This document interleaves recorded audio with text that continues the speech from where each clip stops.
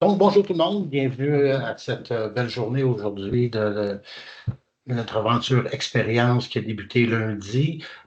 Aujourd'hui, on va regarder ce qu'on appelle nous DNLife en anglais, mais un cycle complet au niveau de la gestion de projet et les impacts pardon, de l'intelligence artificielle. Mathilde? Parfait. Donc, je pense que tout le monde me connaît maintenant. Moi, c'est Harold Beaulieu, je suis au développement des affaires pour la division Microsoft Dynamics FNO chez InMind Technologies. Aujourd'hui, c'est Claude Béliveau, notre conseiller d'affaires au niveau projet, qui va nous faire la démonstration un petit peu là, de tout le cycle de vie d'un projet, en commençant par la création, avec toute la valeur ajoutée jusqu'à la fin là, pour fermer le projet. Donc, je pense que tout le monde connaît un petit peu le principe là, au niveau là, des questions. Donc, le bouton Q&A. Je vous invite aussi, comme je vous disais, à faire des suggestions. Il faut comprendre que toutes vos suggestions, souvent les gens nous en envoient, puis c'est des sessions qu'on va pouvoir refaire soit en privé avec vous ou avec tout l'auditoire, là, s'il y a des genres de questions là, que vous voulez savoir au niveau de finances et opérations. OK. Donc, la manière dont la semaine est structurée, on a commencé par regarder tout ce qui était l'intelligence d'affaires et à quel endroit Microsoft a déjà mis l'intelligence d'affaires à l'intérieur de la solution. Je vous invite aussi à regarder, si vous désirez, on pourrait vous l'envoyer, ce qu'on appelle, nous, le roadmap ou les prochaines versions, à quelle place l'intelligence d'affaires ou toutes les nouvelles fonctionnalités qui s'en viennent avec les dates, ça va nous faire plaisir de le partager. Donc, on est parti d'un niveau vraiment copilote dans FNO pour descendre des fonctionnalités très précises qui nous avaient été demandées par nos clients, style le rapprochement bancaire. Hier, on a vu tout ce qui était OCR, les agents de communication. Donc, vous avez pu le voir en action. Et aujourd'hui, on va regarder projet et demain, on regarde toutes les nouvelles fonctionnalités au niveau de la gestion des entrepôts. Il y a eu énormément d'avancées au niveau de Microsoft là-dessus, puis on voulait vous en faire part. Plusieurs de nos clients là, nous ont demandé là, si on pouvait faire une session à ce sujet-là. Mathilde? Donc, aujourd'hui, présentation d'un modèle d'affaires. Je vais laisser Mathilde partir la vidéo. Bonjour et bienvenue à tous à cette journée expérience de InMind Technologies. Mon nom est Claude Béliveau, je suis consultant senior chez InMind Technologies depuis 7 ans au niveau de la chaîne d'approvisionnement. Aujourd'hui, je vous fais une présentation d'un modèle d'affaires en gestion de projet. L'objectif de cette présentation est de vous démontrer une manière originale d'adapter le module gestion et comptabilité des projets à la réalité du monde des affaires et tout particulièrement à la gestion des projets dans le domaine de la construction. Nous allons donc vous présenter un cas réel du milieu des affaires. Il s'agit davantage d'une présentation pragmatique que théorique. Une connaissance préalable du module est donc préférable de votre part. En espérant que cela contribuera à vous apporter quelques idées originales pour la réalisation d'une future solution que vous aurez à concevoir avec le module Gestion et comptabilité des projets D365, Finance et Supply Chain Management. Au niveau de l'agenda, je vous présente le modèle d'affaires. Je vous présente d'abord la structure organisationnelle, ensuite la structure de répartition de travail que l'on appelle WBS, la structure du projet et des sous-projets, la structure des produits, la planification budgétaire et le diagramme de processus que je vais suivre au niveau de la démo D365 FNSCM. Le modèle d'affaires. On est au niveau de l'industrie de la construction où il y a des soumissions par appel d'offres. La gestion de projet se fait au niveau d'un système de plomberie sur bâtiment commercial. Le projet est toujours segmenté en étages. Donc, on pourrait parler d'un bâtiment, par exemple, de 10 étages et on aurait à ce moment-là 10 étages qui seraient planifiés au niveau de la gestion de projet. L'étage est ensuite segmenté en plusieurs lots qui sont tous sur mesure, donc qui ne se ressembleront jamais de l'un à l'autre. Les lots sont assemblés à partir de sous-assemblées fabriquées. Le volume annuel de lots fabriqués est plus de 200 000. Ensuite, le volume moyen de 100 demandes de changement sont requis au cours de la vie du projet. Ces demandes de changement sont toutes demandes qui diffèrent de ce qui avait été planifié au départ. Les objectifs du client. Le client voulait avoir une grande simplicité pour l'utilisateur.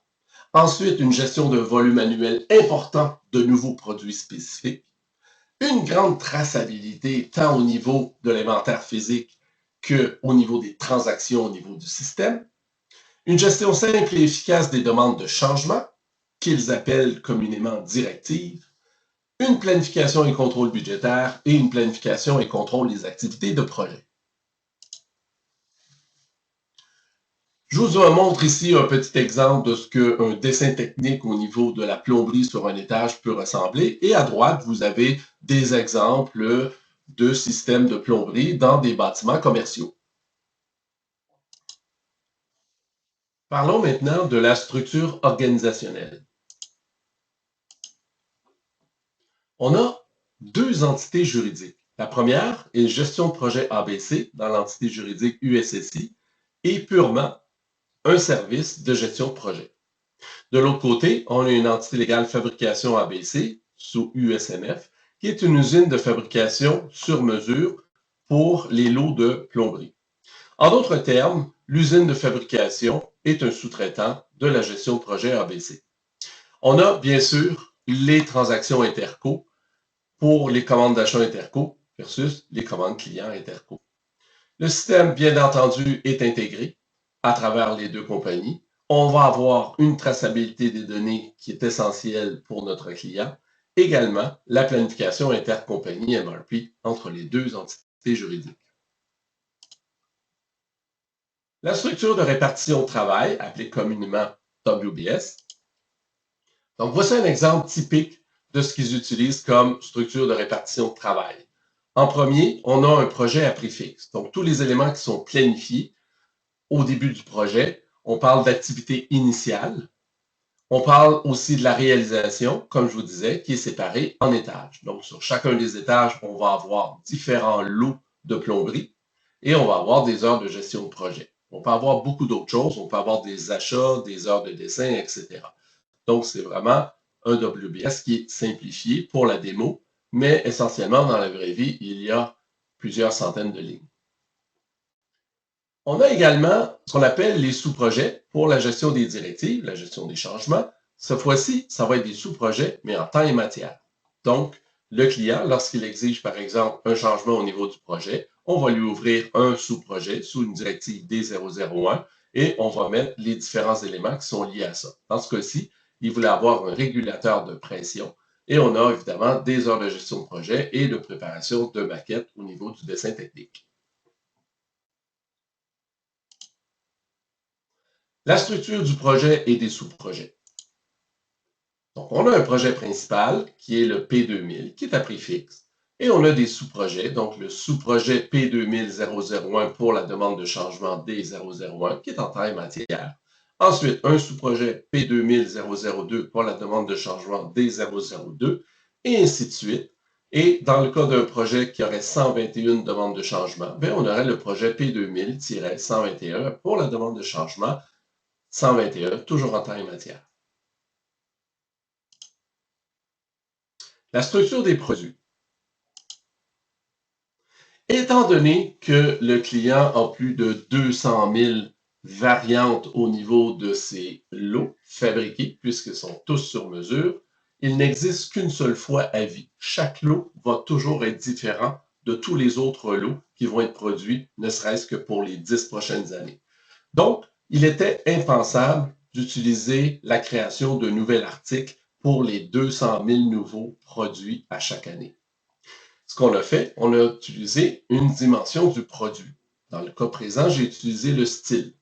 Ce qui fait qu'on va se retrouver, par exemple, avec un article générique qu'on appelle lot. Donc, on crée un article lot et on lui associe une variante style. Et ces variantes-là vont représenter le numéro de projet au départ, P2000, E pour étage 01 et L pour lot 01.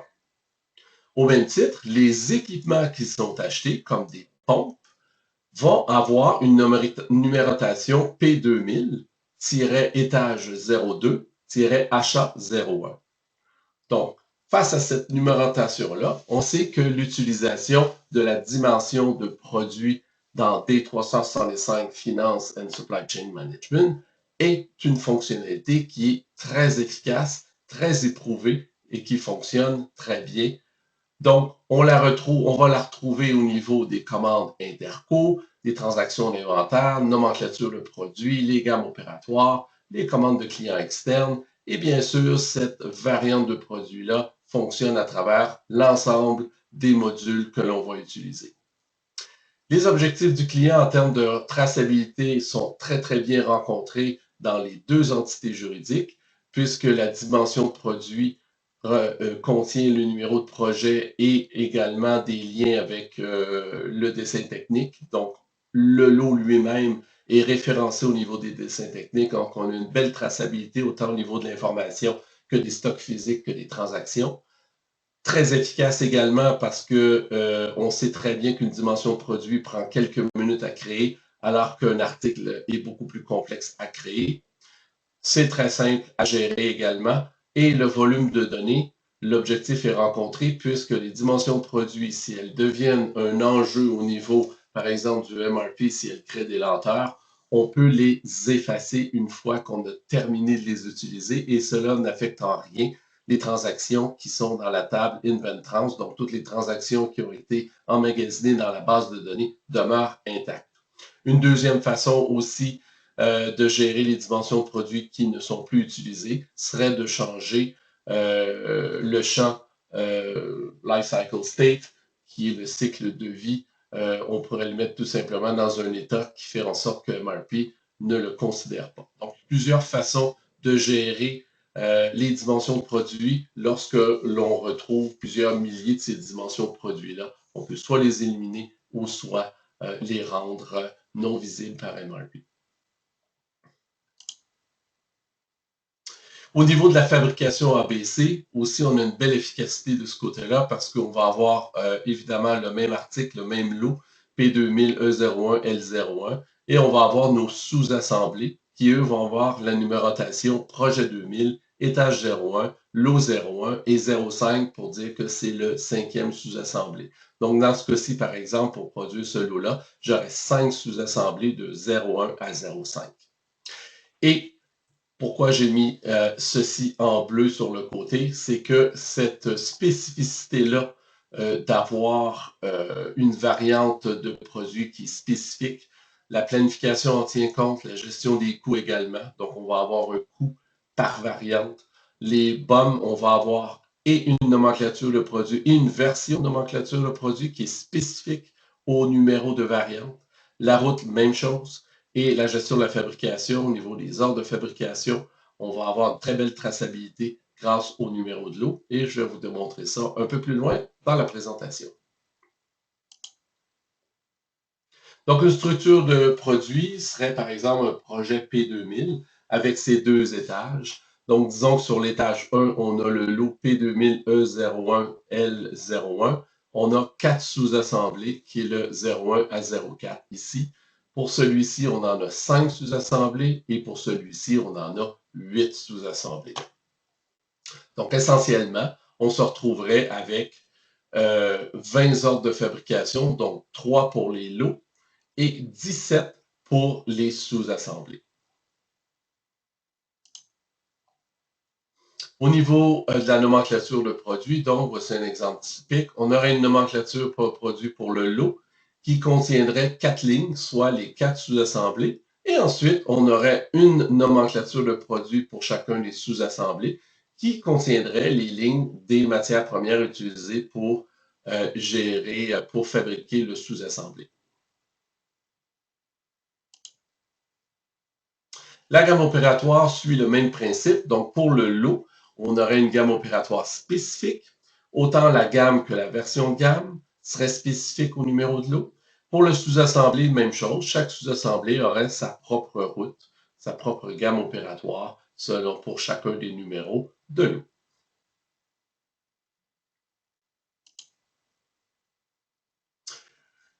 Des petits exemples que l'on a au niveau du système D365. Donc ici, on a une variante de produit lancé pour l'article générique lot. On a créé 4 variantes. Donc ça, c'est les 3 lots que je dois produire. Et j'utilise également un lot pour la soumission de vente. Et vous allez comprendre un peu plus loin pourquoi j'ai besoin d'un lot de soumission.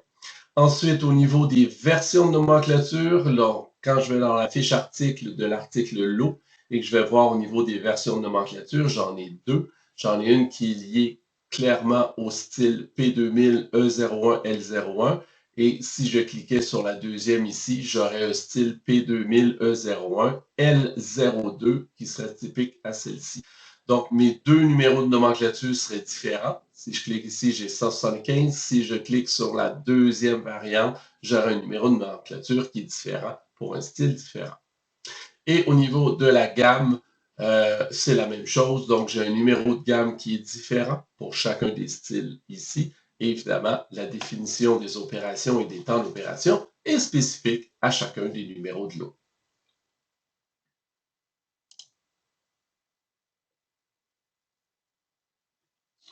Donc, au niveau de la nomenclature, donc ici, je suis allé dans gestion des informations sur les produits, nomenclature et formules, je suis allé au niveau des nomenclatures. Donc, ceci est simplement pour vous démontrer la simplicité avec laquelle on est capable de tracer l'information. Donc, si je veux avoir uniquement les nomenclatures qui sont liées au projet P2000, ben, je peux trier le nom, par exemple, ici, contient P2000, et lorsque j'applique, il n'y a que ces nomenclatures de produits-là qui apparaissent, donc uniquement celles qui sont liées au projet P2000. On voit l'efficacité avec laquelle on peut retrouver l'information et ce n'est qu'une façon de retrouver l'information. Il y en a plusieurs autres. Planification et contrôle budgétaire. Donc, pour la planification et le contrôle budgétaire, on a décidé de créer 3 modèles de prévision. Le premier modèle de prévision est le tel que soumis. Donc, c'est la soumission du client comme tel qui se retrouve au niveau des prévisions. Ensuite, on a la prévision initiale, c'est-à-dire que lorsque les dessins techniques, lorsque la soumission est acceptée par le client, évidemment, les dessins techniques vont être faits et on va avoir une grande précision sur les activités qu'il y a à faire au niveau du projet et on va créer un WBS qui va être publié, donc le WBS initial au démarrage du projet. Et à ce moment-là, on va avoir des prévisions qu'on appelle initiales. Ensuite, on a un troisième modèle qui va être le modèle total. Le modèle total va être une copie du modèle initial et auquel on va ajouter tous les changements en cours de projet. Donc, c'est celui qui évolue. Donc, si je vous présente ça un petit peu plus dans le détail, ici au niveau de la planification budgétaire, on crée les budgets. On a une soumission de vente du client et à ce moment-là, comme je vous disais, je vais importer, pour les catégories de projets, je vais importer les prévisions que l'on appelle telles que soumis. Et ça va être une photo. Donc, ces prévisions-là du départ ne changeront jamais une fois qu'ils sont importés dans le projet D365. Ensuite, une fois que le WBS est publié, on va créer un budget qui, lui, va créer des prévisions sur le modèle initial de prévision. Encore une fois, on prend une photo. Donc, à ce stade, on a une photo des prévisions de la soumission et une photo du prévision du portrait du projet initial lorsque le WBS est publié. Et finalement, au départ, on fait une copie de initial dans total, ce qui veut dire qu'on se retrouve avec un troisième modèle de prévision au niveau du projet qui va être au départ égal à initial. Et c'est lui qui va évoluer. Comment il va évoluer? Bien, si on fait des ajouts ou quelconque changement au niveau du WBS, on va affecter le budget. Par exemple, une directive des 001, on va affecter le budget et on va affecter les prévisions. Donc, les prévisions totales vont évoluer à travers le temps. Elles vont s'ajuster selon les changements. Elles vont s'ajuster également lorsque l'on exécute le projet. Donc, tous les coûts et les revenus réalisés. Je vous donne un exemple. On fait du temps supplémentaire, donc des coûts de main-d'œuvre supplémentaires non prévus, dû par exemple à un dégât d'eau. À ce moment-là, on se retrouve avec des écarts par rapport au plan original. Donc, on peut retrouver des écarts à bien des niveaux. Un des premiers qu'on peut faire, c'est regarder les écarts entre la soumission qui a été faite au client et le budget initial, une fois que les dessins techniques et tous les aspects techniques ont été gérés. On fait un WBS à ce moment-là et nécessairement, je dirais, dans presque 100% des cas, il va toujours avoir évidemment des différences entre la soumission du client et le budget initial. Ensuite, on peut comparer le budget total avec la soumission ou le budget total avec l'initial ou l'initial avec le total, etc. Donc, on peut vraiment comparer tout ça. Ce qu'on a fait, nous, c'est de créer un rapport Power BI qui permet justement de comparer ces différents modèles de forecast pour suivre le budget et suivre également l'évolution des activités. Autre chose, c'est qu'on a intégré aussi les coûts qui sont générés au niveau des ordres de fabrication de la deuxième entité juridique. Donc, le rapport Power BI est généré au niveau de la première entité juridique, qui est celle de service, et on va puiser de l'information additionnelle dans la deuxième, qui est l'entreprise manufacturière, où on va regarder de façon très granulaire l'ensemble des coûts pour chacun des lots à travers l'ordre de fabrication qui a été fermé. Donc, on peut aller chercher tous les coûts liés à la fabrication et les ramener au niveau de l'entreprise de service pour faire une analyse complète des coûts en fin de projet. Le diagramme de processus.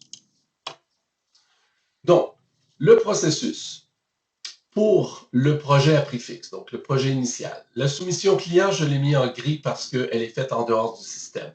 Il est courant dans l'industrie de la construction que les entreprises travaillent dans un logiciel externe à D365 parce que la soumission client est très, très spécifique dans ce domaine-là et ils ont besoin d'une application qui est vraiment liée à leur industrie. Donc, on commence. Ce qui est en bleu, c'est la compagnie donc, de service et ce qui est en vert, c'est la compagnie manufacturière. Donc, on crée d'abord un projet à prix fixe. Ensuite, j'importe les prévisions telles que soumises. Ensuite, on crée le WBS, on le publie. Ensuite, on crée le budget. Et à ce moment-là, on crée les prévisions initiales et on copie initiale dans Total. Donc, on se retrouve à avoir les 3 modèles de prévision dès le départ. Ensuite, on crée les demandes d'articles. Donc, toutes les demandes d'articles qui sont puisées à travers le WBS, on les amène au niveau des demandes d'articles, qui devient un peu ce qu'on appelle une tour de contrôle dans le cas de notre client.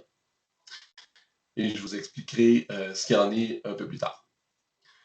Le MRP va travailler pour nous. À ce moment-là, tout ce qui est commande d'achat, tout ce qui est équipement qui est acheté à l'extérieur, le système va à ce moment-là suggérer des commandes fournisseurs planifiées que l'on va valider pour devenir des commandes fournisseurs.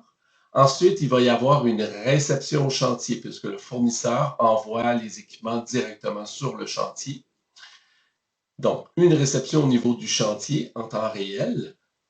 Ensuite, il est important que le chantier indique à quel moment l'équipement est installé parce que ça va être le signal qui va dire au siège social que l'on peut facturer le client.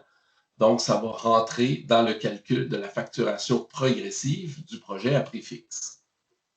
Ensuite, le deuxième volet de MRP, ce sont les commandes d'achat intercompagnie. Donc, encore une fois, on va avoir des commandes d'achat planifiées, mais cette fois-ci, elles seront validées automatiquement, étant donné que c'est intercompagnie. Il va y avoir une commande client intercompagnie du côté de l'entreprise de fabrication qui va être créée automatiquement. Et de son côté, il va y avoir le MRP qui va rouler pour avoir des ordres de fabrication planifiés suggérés par le MRP que pour les sous-assemblées et également pour les lots que l'on va entièrement valider. Ensuite, on va passer à la fabrication des sous-assemblées qui, eux, vont être consommés dans la fabrication du lot. Le lot sera expédié directement au niveau du chantier. Et à ce moment-là, on va avoir la commande d'achat qui va être réceptionnée sur le chantier. En fait, lorsque les lots sont expédiés au chantier va y avoir une réception au niveau du chantier. Et encore une fois, il va y avoir un indice d'installation. Donc, le gestionnaire de projet va devoir dire à quel moment le lot est installé pour permettre, encore une fois, la facturation du client. Et ici, évidemment, puisqu'on a reçu la commande fournisseur Interco, on va pouvoir se permettre de faire la facturation de la commande client Interco ainsi que la facturation de la commande d'achat Interco. Le second diagramme de processus, c'est plus pour les temps immatériels, donc les directives, les sous-projets. Et j'ai mis en bleu plus clair les choses qui vont changer par rapport au processus précédent.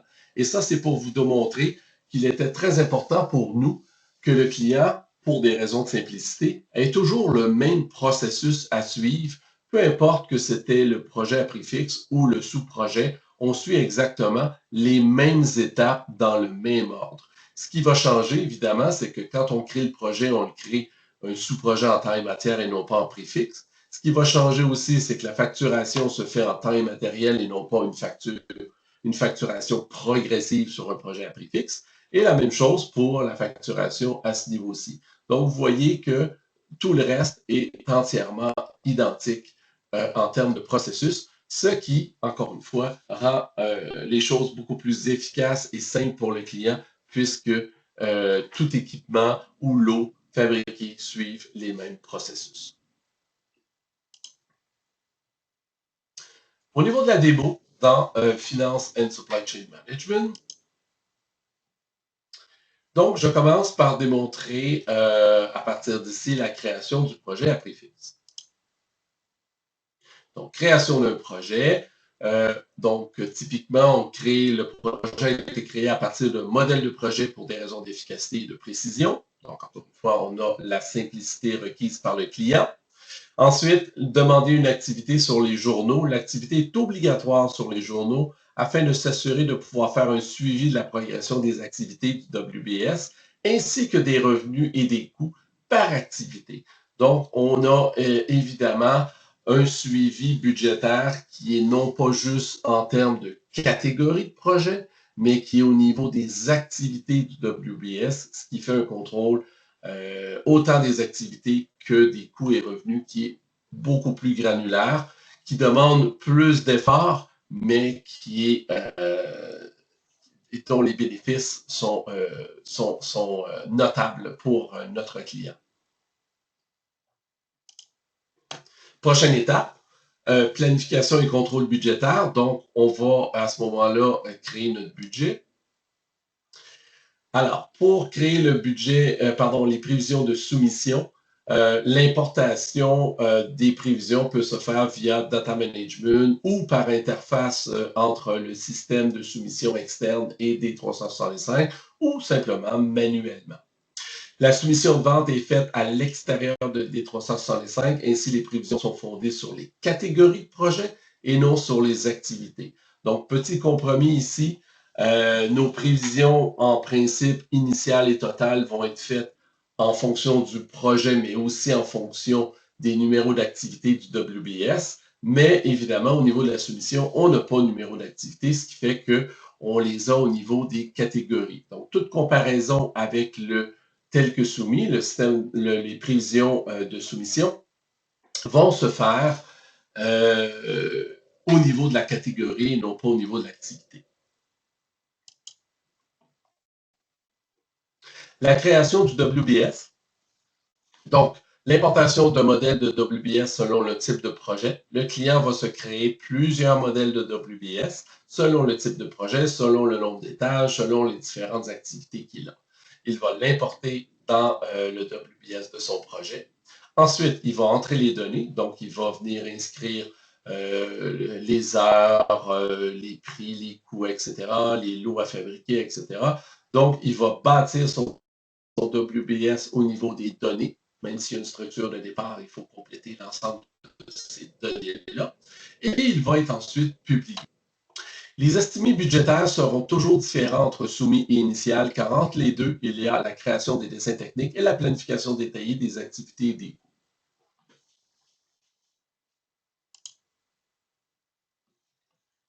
Création du budget, prévision initiale. Donc, je suis allé au niveau du budget du projet. J'ai importé à ce moment-là, le budget a été créé à partir du WBS selon le modèle de prévision initiale. Une fois approuvé, donc à travers le workflow, cela a créé automatiquement les prévisions sous le modèle initial. Donc, on a notre budget qui a été approuvé et on a nos prévisions qui ont été créées selon le modèle de prévision initiale. Et on voit les autres prévisions du modèle telles que soumis, qui sont ici, que je vous ai présentées juste avant. Donc, voici l'ensemble des prévisions que l'on a jusqu'à maintenant. Et on peut voir d'ores et déjà qu'on a une différence, comme je vous disais, entre les prévisions initiales et telles que soumis. Dans ce cas-ci, j'ai un écart favorable de 42 250, puisque la soumission a été, au niveau des coûts, ça a été plus élevé que ce qui a été travaillé au niveau des dessins techniques, ce qui est une plus-value pour l'entreprise dans le cas présent. Diagramme de processus à prix fixe. Donc, on est rendu au niveau de la demande d'article. On appelait ça la tour de contrôle. Pourquoi? Parce que tous les éléments qu'on retrouve dans le WBS, donc en faisant transférer les estimations d'articles WBS, on se retrouve avec cette fenêtre-là où on peut aller sélectionner, selon l'arborescence du WBS, les éléments que l'on veut traiter au niveau de la demande d'article. Dans le cas que je leur ai suggéré, c'est qu'ils vont importer l'ensemble des lignes. Donc, ici, on importe toutes les lignes en même temps. Ils ont un principe au niveau de la gestion de l'industrie de la construction, c'est qu'ils vont faire ce qu'on appelle des relâches. Donc, au départ, quand on importe l'ensemble des lignes ici, c'est sous un entrepôt que j'ai appelé NoMRP. Pourquoi? L'entrepôt NoMRP est configuré à MRP manuel. Donc, le gestionnaire de projet peut donc relâcher les lignes progressivement selon les activités à venir.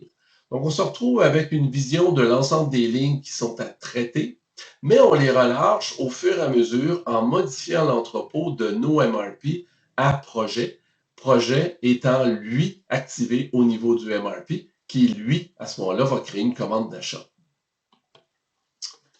Donc, c'est le principe qui est apporté pour les relâches. On a la date de réception chantier souhaitée. Et ici, le gestionnaire de projet connaîtra en temps réel si l'inventaire a été reçu au chantier. Donc, dès que le contremaître de chantier va recevoir un équipement, le chiffre qui est ici de 0 va monter à 1. Et à ce moment-là, le gestionnaire de projet, qui, lui, travaille au niveau du siège social, va être informé que l'équipement a été reçu.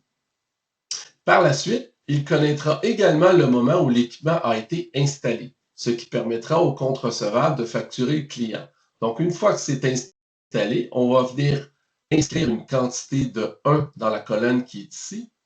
Et à ce moment-là, on va tout simplement, comme je vais vous le démontrer, faire un bon d'expédition et puis la ligne sera entièrement traitée et la comptabilité va pouvoir se permettre de facturer en fonction de ce qui vient d'être installé pour le client et donc qui est facturable.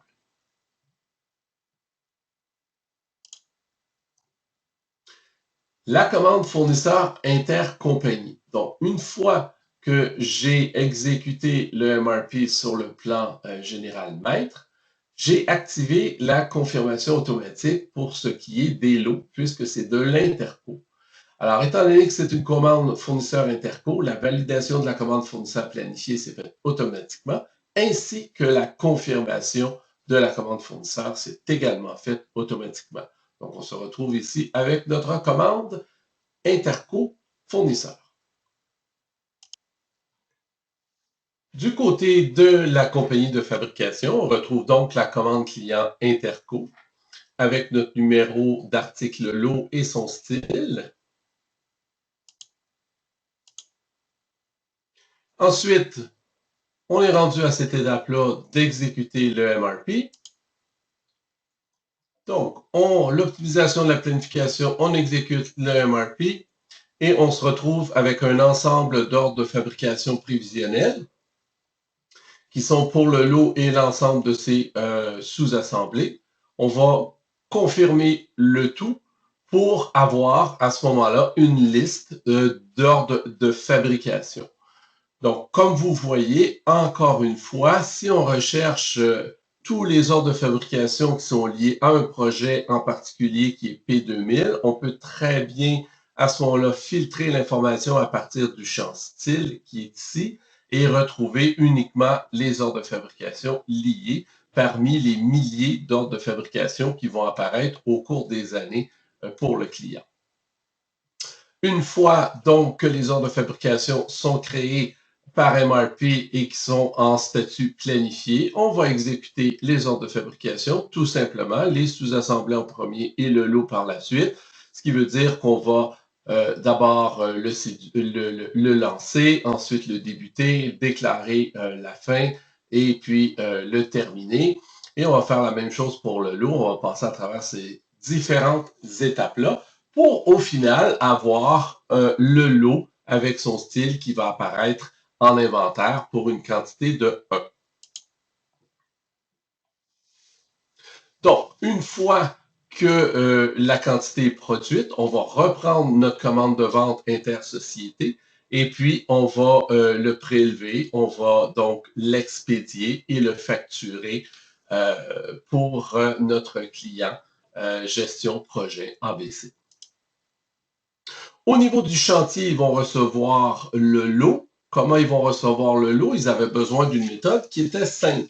Alors, à ce moment-là, on a utilisé l'application WMS que l'on download tout simplement sur un téléphone intelligent. Donc, grâce à leur téléphone intelligent, ils vont pouvoir réceptionner le lot ou tout équipement qui arrive d'un fournisseur externe. Donc, que ce soit par la compagnie intercompagnie donc de fabrication ou que ce soit un fournisseur externe, ils vont pouvoir utiliser cette transaction-là de réception. Ce que j'ai configuré, c'est une aide pour trouver le numéro de PO en fonction du nom du fournisseur, ce qu'on appelle un détour. J'ai également trouvé une aide pour trouver la bonne ligne de PO. Et puis, en dernier, lorsque l'enregistrement de la réception se fait avec WMS, le PO, grâce à un traitement de l'eau, va être reçu automatiquement. Donc, l'application WMS, on a la commande d'achat-réception de ligne. Ici, on rentre le numéro donc de commande fournisseur. Ensuite, on peut utiliser le petit détour ici pour chercher la ligne.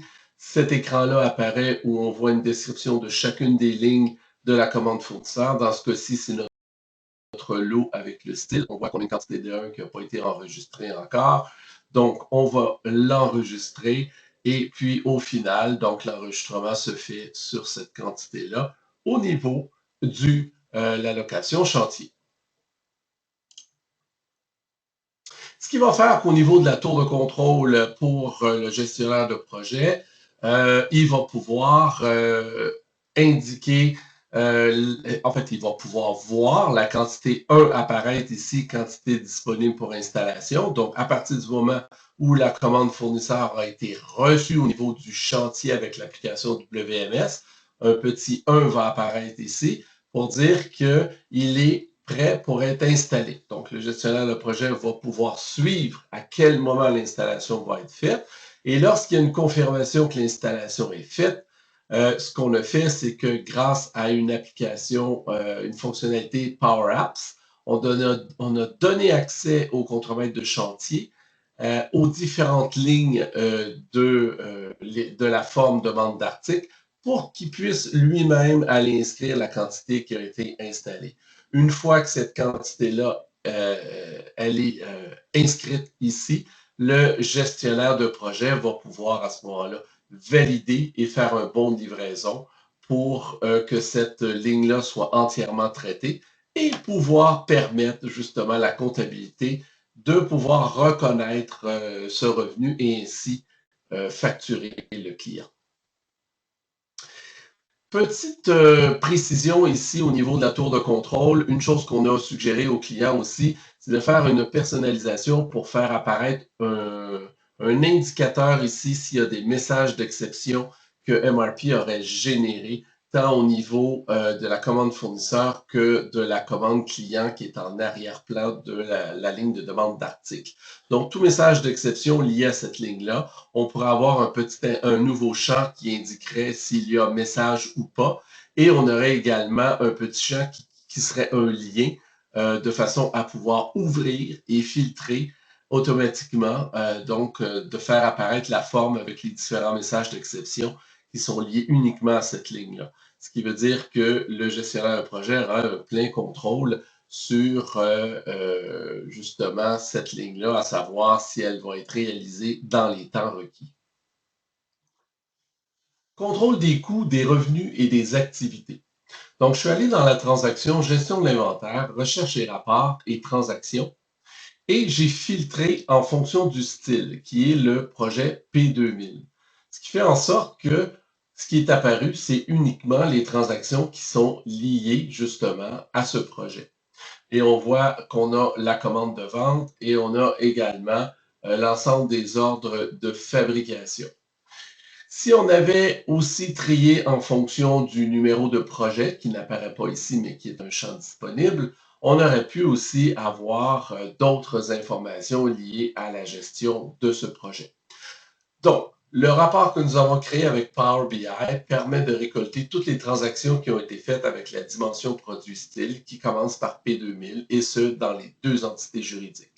Il y a également les numéros de projet et d'activités qui sont liés à toutes les transactions de projet, ce qui nous permet de suivre le budget et les activités. Le rapport Power BI qu'on a développé, voici un exemple. Donc, dans ce cas-ci, c'était le projet P0011. On a, par exemple, une comparaison des coûts budgétés versus les coûts réels. On a le modèle de prévision tel que soumis en bleu clair. En bleu plus foncé, on a le modèle de prévision initiale, total de coûts qui a évolué tout au cours du projet, et on a les coûts réalisés à la fin ici, qui sont très bien indiqués. On a ici les coûts estimés versus les coûts réalisés, mais cette fois-ci par catégorie de projet.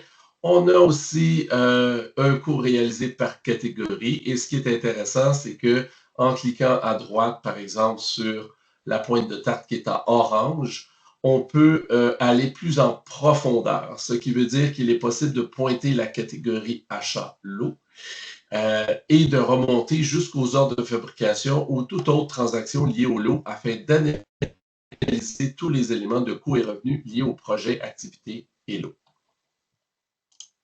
Une autre façon de présenter notre rapport Power BI, c'est la façon simple pour les gens, c'est-à-dire que c'est une représentation très exacte de leur WBS, où on voit encore une fois le modèle tel que soumis, initial, total des coûts, total réalisé projet, et on a aussi la section pour les revenus. Ça termine la présentation et nous allons donc aller à la section de la période de questions. Merci Claude, très apprécié, très bonne présentation. D'entrée de jeu, bonjour et bienvenue à tous. Oui, OK. D'entrée de jeu, j'aimerais faire une clarification. On a eu des questions hier sur la session qu'on a fait au niveau du SCR. Je sais que Axel a emmené des termes comme Power Platform, Power Apps, Power Automate, et les gens m'ont dit, bon, c'est quoi ça? En fait, Microsoft, on va le mettre à sa plus simple expression. Microsoft a créé une couche qui s'appelle le Power Platform, qui, à l'intérieur, qui est complètement intégrée à Dynamics, vous permet de faire 4 choses principalement. Un, du développement. Si on regarde la présentation de Claude, il disait qu'on pouvait faire une petite personnalisation. Oui, on va utiliser un outil qui est intégré à FNO qui s'appelle Power Apps pour faire des petites personnalisations. L'avantage de Power Apps, c'est que vous n'avez pas besoin d'avoir une formation en TI. C'est excessivement simple. L'autre point aussi, c'est l'automatisation. Souvent, vous allez entendre Power Workflow. Donc, il y a des outils pour automatiser vos processus d'affaires ou tout ce qui est les workflows à l'intérieur de FNO. L'autre point, c'est la connexion aux data. Donc, la connexion aux data, différentes sources de data, pas nécessairement Dynamics. Je suis persuadé que dans vos environnements, vous avez d'autres solutions que Dynamics. Ça, c'est excessivement avantageux. Et là, on nous pose une question sur Power BI. Je trouve que la question, tout le monde parle de Power BI, mais il y a une approche aussi à Power BI. Microsoft, assez récemment, je dirais peut-être 1 an, c'est récent, ont mis en place un module qui s'appelle Fabric. Fabric, c'est quoi? C'est la plateforme d'analyse de données de Microsoft à laquelle Power BI va aller chercher ses données. L'avantage de cette plateforme-là, c'est que ça vient avec énormément de connecteurs. Les données sont en temps réel. Et l'avantage, c'est que si présentement vous utilisez des outils de ETL, par exemple, d'extraction, transformation et chargement, bon, le L, c'est load, mais en français, c'est chargement, vous n'avez plus besoin de ces outils-là. Deuxième point, Microsoft s'est rendu compte que les gens, pour faire du Power BI avec différentes sources de données, les gens transféraient les données. C'est plus nécessaire. Aujourd'hui, vous pouvez avoir une connexion directe avec vos différentes sources de données et l'emmener dans l'environnement Fabric qui vous permet de faire l'analyse de vos données en temps réel. Donc, oui, on planifie faire quelque chose au niveau de Power BI et Fabric en même temps parce que la tendance de Microsoft s'en va vers ces deux outils-là. Et avant de prendre des décisions sur le reporting, on sait que le reporting, c'est toujours, comment je dirais, quelque chose d'assez important pour les clients. C'est là qu'on va chercher la valeur ajoutée là, des données qui sont dans notre système. Mais aussi, ce que Microsoft a fait, il a amené une application qui s'appelle Power Agent Virtuel. Donc, même à l'intérieur de vos données, vous pourriez vous créer de l'intelligence artificielle sur vos propres données. Donc, ça, c'est quelque chose qu'on pense que dans le futur, ça pourrait vous intéresser. Si vous avez d'autres suggestions, laissez-nous les savoir, ça va nous faire extrêmement plaisir. Est-ce qu'il y a d'autres questions ou précisions qu'on pourrait apporter? Non. Donc, je vous convie à la session de demain qui est sur toutes les nouveautés de la gestion des entrepôts dans finances et opérations. Je pense que ça n'a pas manqué. Vous allez vous apercevoir qu'il y a eu énormément d'avancées de ce côté-là. Puis, on se reparle demain à midi. Merci.